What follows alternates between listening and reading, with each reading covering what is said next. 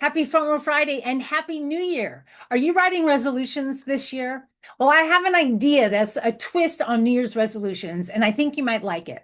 What I do every year, and it's a tradition that I have done for years, is that I write a letter, I address it to myself, and I put it away into my Christmas decorations. And then it goes into the garage for the year. And then next year, when I pull out those decorations, I look at this letter and I see where I was a year ago, and then how did I do versus what were my intentions. So, what do you write in the letter? Well, this year I literally wrote, Dear 2025. So, the first thing is you look back on 2025 and look at two things. Number one, what are you grateful for? What did 2025 bring you? One thing I was grateful for is that I have a client who hired me to speak for 6 cities and gave speeches in each of these cities. That was the highlight of my year, and I was very thankful for that client. The second thing you write is what surprised you about 2025. And what was so interesting is that more than half of my speeches this year were not my motivational, inspirational front row success speech. It was my conflict resolution speech. And something else that surprised me was I do these Front Row Friday videos every Friday, and I post them to my website and to LinkedIn and to YouTube. And on YouTube, I only have about 80 to 100 people that watch and comment every Friday.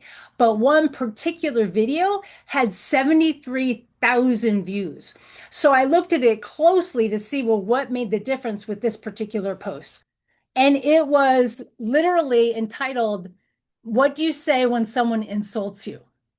So, what really surprised me is that people are resonating with conflict resolution and how to better communicate in order to minimize conflict in their personal and professional lives.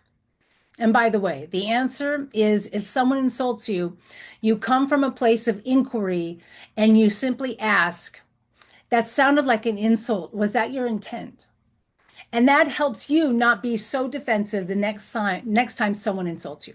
So you write down what you were grateful for, what surprised you, and then the third thing you write in this letter to yourself is what are your intentions for 2026? What are your goals? What are your resolutions? What are your intentions? What kind of a person do you want to be in 2026? What do you want to accomplish in 2026? What do you want to have more of in your life? And what do you want to have less of in your life?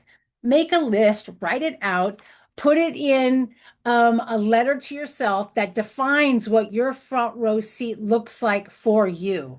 And no one else can dictate or define what your front row seat looks like. Only you can do that. And then seal it and put it away for the year.